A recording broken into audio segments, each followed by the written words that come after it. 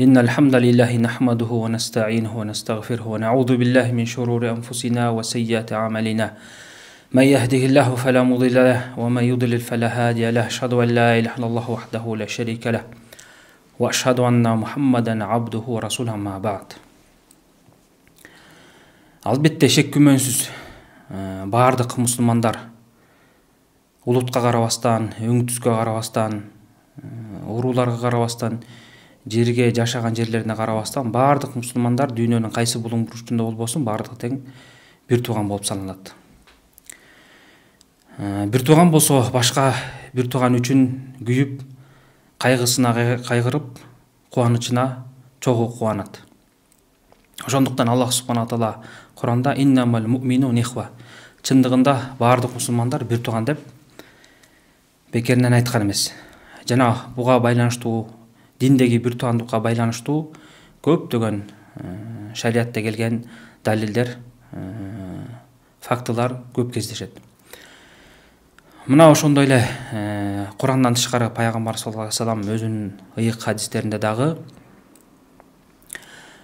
мусулмандар баардыгы ошо бир курулуш сыяктуу, бири-бирин жөлөп таяп колдоп турушат деп эки колун кайчылаштырып ушундай көрсөткөн. Мындайча айтканда, баардыгы бири-бирине күйгөндө бир курулуш сыяктуу, бирин-бирин жөлөп таяп турган курулуш сыяктуу колдоп жөлөп таяп турат деп пайгамбар саллаллаху алейхи вассалам ачык айкын билдирген. Мунун мааниси эмне?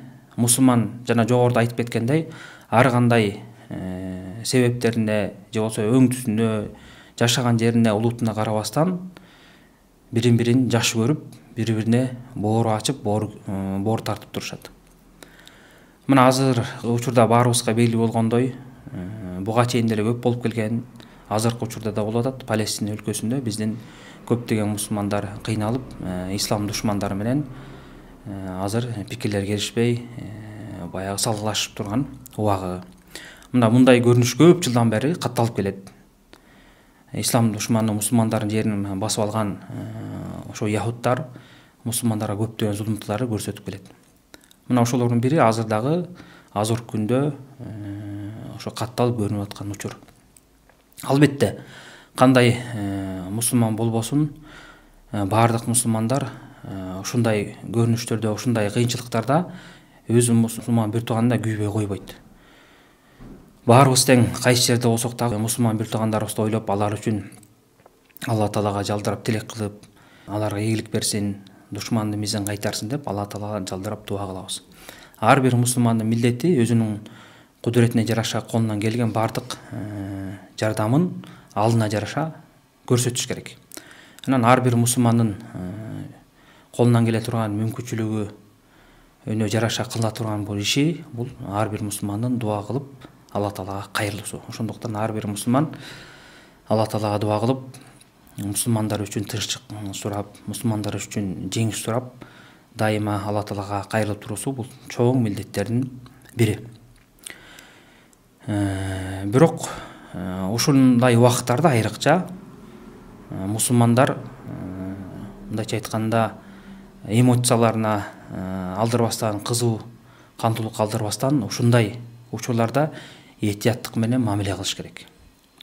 Анткени мейли дин душмандары болобу же сүннөт душмандары болобу, исламдын ичинен чыккан адашкан агымдар болобу, мына ушундай учурларды кур кетирбей пайдаланганга аракет кылышат.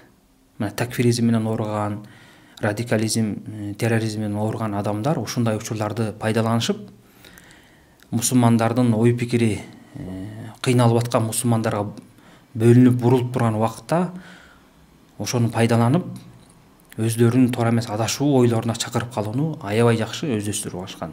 Айрыкча соц тармактарда. Мына бул жаңы эле көрүнүш эмес, бул буга чейин да катталып келген.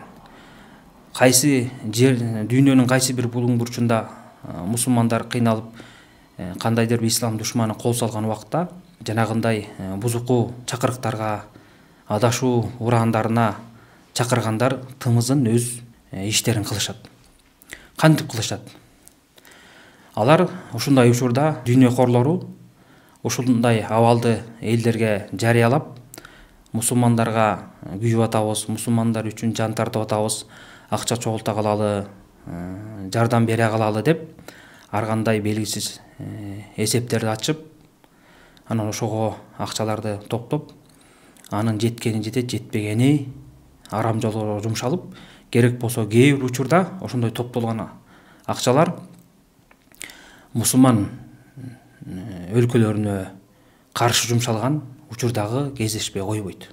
Жана ошондой эле акча маселесинен тышкары дагы дал ушундай учурларда мусулмандардын баягы ачуусу келип турган, эмоциясы көтөрүлүп турган убакытта жанагындай такфиризм менен ооругандар. Такфиризм деген, кыскача айтып кетейин, бул кайсы бир мусулманды далилсиз, себеби жок капырлыкка айыптоо да. Таза эле жүргөн адамды, капыр болгон адамды бул капыр болду деп далилсиз эле, шариаттын эрежеси жок эле капырлыкка айыптап, зулум кылууну ошону такфир деп коет. Ошол такфир менен алек болуп чектен чыккандарды такфиристтер деп коет. Мына ошол нерселерден сактаныш керек. Мына ошондой башка бирөөлөрдү капырчылыкка айыптап, негизсиз эле жана ошондой эле терроризмге үндөгөндөр, кан төгүүгө үндөгөндөр, башаламан согушка үндөгөндөр жихадтын аты менен дал ушундай убакытты жакшы пайдаланышып, анан элдерге өздөрүнүн бузук ойлорун таратышат. Кантип? Интернет аркылуу, же жазуу аркылуу, же брошюрка аркылуу мына мусулмандар баланча жерде кыйналып атат. Ислам душмандары аларга зулумдук кылып атат. Биздин болсо башчылар, президент болсо президенттин атын айтып, ошо бийликте иштеген адамдар унчукпай отурушат. Алар ошол нерсеге ыраазы болуп отурат, мусулмандарга колдоо көрсөтпөй атат, жардам бербей атат. Мына булар залым болду, булар динден чыкты, капыр болду деп, анан ушундай чоң адашуу эрежелерге элдерге киргизип, жаман жакка үндөшөт. Ошондуктан ар бир мусулман ушундай учурда өтө этияттык менен мамиле кылып, сак болуш керек. Башаламан чакырыктарга такыр моюн сунбаш керек. Анткени мамлекет деңгээлдеги согуш маселеси болобу, же андан башка чоң маселелер бул мусулман башчысы аркылуу чечилет. Мисалы, ошо азыркы учурга байланыштырып айта турган болсок, кандайдыр бир мамлекетте мусулмандар куугунтукка алынып аткан болсо, ошолорго кандай жардам берилет, кандай каражат чогултулат аларга, мусулмандардын күчү кандай жардам берилет, баары тең ошол мусулман башчысы аркылуу чечилиш керек. Ар ким өзү билемдик кылып, башаламандык кылып, жеке болобу же топторго бөлүнүп алып, ар кандай ураандар чакырып, жардам беребиз деп өз билемдик кылбаш керек. Бул башаламандык алып барат. Ислам дини ушул нерседен тыйган. Пайгамбар саллаллаху алейхи вассалам айтат, Бухари Муслимде келген хадисте, «Ал-имаму джунна юқаталу мин вараихи ва юттақа бихи» дейт. Бул имам, бул башчы, мындайча айтканда, президент, бул калканч дейт, мындай. Ошонун аркасында туруп согуш болот, жана ошо менен мусулмандар корголушат деп атат. Бул ачык хадис. Демек, уруш, согуш болгон маселелердин баарын тең мусулман башчысы башташ керек. Ошол буйрук бериш керек, ошол чечиш керек. Ошондуктан ар бир мамлекеттин, мейли мусулман болобу же мусулман эмес өлкө болобу, ар биринин өзүнүн коргоо министрлиги болот, өзүнүн аскерлери болот, ошолорду башкарып турган башчылар болот. Баары тең аскерлер өздөрүнүн башчыларына баш ийип, алардан кандай буйрук келген болсо, ошого жараша чечимдерди кабыл алып, ошого жараша майданга түшүшөт. Ошондой эле исламда дагы ушул маселе ачык айкын иретке коюлган. Согуштун баардык түрү же согушка катышуунун баардык түрү тең мусулман башчынын чечими менен болуш керек, ошонун көзөмөлү менен болуш керек. Кимде ким өз билемдик кылып чыгып, жеке аты менен болобу же кандайдыр бир топторго, адашкан топторго, радикал топторго, террорист топторго кошулуп алып, мен мусулмандарга жардам берет элем, мен мусулмандарга жан ачыйт элем деген сөздөрүн баары жалган. Мына мындай нерсени биз иш жүзүндө көрдүк буга чейин. Мына Сирия маселеси, Ирак маселеси болду. Ошакта согуш чыкканда кандай элдерди адаштырган агымдар, радикалдар чыгып, көптөгөн жаштарды ушуну адашууга үндөп барышып, канчаларын каны төгүлүп, канчалары үй бүлөсү менен кетип, үй бүлөсү жесир калып, балдары жетим калып, мына жакында эле ошолордун кээ бир бөлүгү биздин ушу мамлекет тараптан өз жерине алынып келишти. Алар канча деген азаптарды тартышты. Мына ушундай нерсеге кайра биз кайталап барбашыбыз керек. Анткени пайгамбар саллаллаху алейхи вассалам айткандай, момун баласы бир ийинден эки жолу чагылбайт дейт. Бир жолу ката кетирдикпи, экинчи ошону кайталабашыбыз керек. Мына канча деген адамдар Сирияга барыш керек, ислам мамлекети түзүлдү деп жана ИГИЛдин ИГИЛдин террорист топтун алдоосуна азгырылышып, канча деген жандар кыйылып, өздөрүнүн мамлекеттерине зыян келтирип атат. Ошол жака жөн эле барып койбостон аякка барышып, ошол жерден ой пикирлери өзгөрүп, өз мамлекетине, өз мусулман башчысына, өз элине душман болуп кайтып келгендер бар. Кайтып келбесе да ошол жактан тиш кайрап башкаларды да туура эмес тарбиялагандар бар. Ошондуктан өтө сак болушубуз керек. Кандай маселе болбосун, чоң маселе бүт баары тең мусулман башчысынын чечими менен болот. Ошонун көзөмөлүндө болуш керек. Айрыкча бул согуш маселеси. Ислам термининде жихад деп коет. Мына азыр учурда кайсы бир мамлекетте уруш чыгып кетсе, Кудай сактасын, бир кандайдыр коогалаң башталып кетсе, аны иреттеген өлкө башчы болуп атпайбы, президент болуп атат. Ал дайындаган аскер башчылар, генерал же ошогондар. Мына бул жерде мындай кыласыз деген дал эле ислам мыйзамында да ушундай чечимдер кабыл алган. Ар ким өзү билемдик кылып, каалаганын кылбаш керек. Анан ушул маселени биз жакшы түшүнүп, элдерге жакшы түшүндүрүшүбүз керек.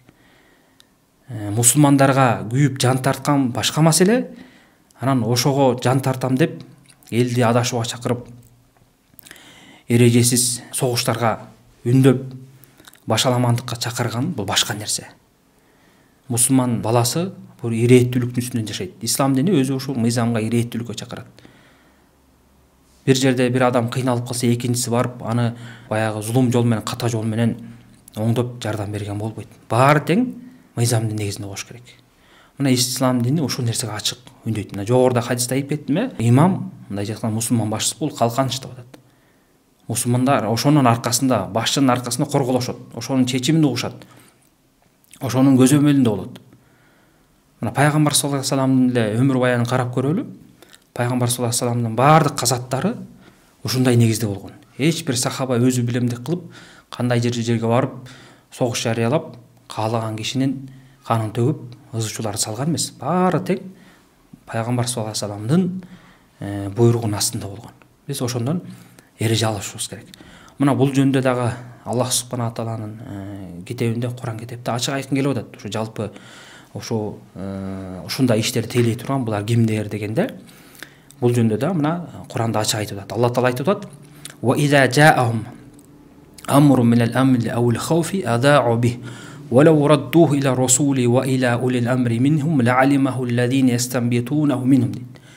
Аларга кандайдыр бир тынчтыкка байланыштуу же коркунучка байланыштуу бир иш келе турган болсо, же кабар келе турган болсо, ошону жайып ишет. Алар андай кылбастан ошол нерсени Алла тааланын элчисине жана өздөрүнүн болгон башчыларга, чечим чыгаруучуларга кайтарышканда, ошол адамдар ошол учурдан же болбосо ошол учурга ылайыктуу бир жакшы чечимдерди чыгарышат эле деп Алла таала айтып атат. Мына бул жерде, бул аятта ачык айкын Аллах субхана таала тараптан бизге таалим, тарбия келип атат. Ушундай чоң маселе болгон убакытта эмне кылышыбыз керек? Мына бул жөнүндө ошо Ибн Касир өзүнүн тафсиринде айтып атат. Ошо тафсирдин маанисинде бул жерде жанагы ар бир ишти тактабай туруп, шашылышып, тарап, ал жөнүндө кабар бергендерди Алла таала тыйып кайтарып атат дейт. Анткени дейт, баардык эле айтылган, тараган нерсенин баары чын болуп калышы шарт эмес дейт. Мына ушул мааниде деле Шейх Абдурахман Саади өзүнүн тафсиринде айтып атат. Бул аятта эмнени айтып атат? Мусулмандар үчүн чоң тарбия дейт. Өзүлөрүнө ылайык келбеген иштен Алла таала аларды кайтарып атат. Ошо ар бир ишти кандайдыр бир кабар болбосун, мейли ал баягы мусулмандын кайгысына болобу, сүйүнүчүнө болобу, байланыштуу болбосун, ошолорду тактап, аныктабастан тараткан болбойт. Элдин арасына жайган болбойт деп атат. Аларды балким алардын өкүм билиш үчүн Алланын элчисине, бул пайгамбарыбыз тиргөөсүн Алланын элчисин өзүнө дароо кайтарчу, өлгөндөн кийин, пайгамбар саллаллаху алейхи вассалам өтүп кеткенден кийин, аны сүннөтүнө, ал болбосо мусулман эл башчыларына кайтарыш керек. Мына ошолор билип өкүм чыгарат деп атат. Бул ачык айкын далил. Мусулмандарга байланыштуу кандай өкүм болбосун, жалпы элге тиешелүү болгон, баардык калкка тиешелүү болгон өкүмдөрдү эч качан жеке адам өзү билемдик кылып чечим чыгарбаш керек. Мына ошондо гана бизге туура чечим чыгат, ошондо гана бале ошонун аркасынан келип аткан ызы чуу башаламандыктан сакталабыз. Эгерде ким Алла Таалага баш ийбей, пайгамбар саллаллаху алейхи вассаламга баш ийбей, ошо жогоруда айтылган өкүмдөрдү шариятта кандай келсе ошондой аткарбаса, анын акыбети жакшылык менен бүтпөйт. Жанагындай мусулмандардын бири-бирине кол салуусуна, бири-бирине зулумдук кылуусуна алып барат. Мына башында айтып кеткендей, мындай нерселер көрбөдүкпү? Иракка барам, Сирияга барам, жардам берем, мен ошакта жихад кылам деп кандай деген балейлерди алып келди, кандай деген ызы чууну алып келди. Мына эми алардын акыбалы кандай деп отурат. Же мамлекеттен жок, же жерден жок, же тынчтыктан жок. Көптөгөн мусулмандар өздөрү жашаган үйлөрүнө, жерлерине батпай, арга жерге тентишип, жашоолорун начарлап, экономикасын начарлап, ачкалыктын, кыйынчылыктын үстүндө жүрүшөт.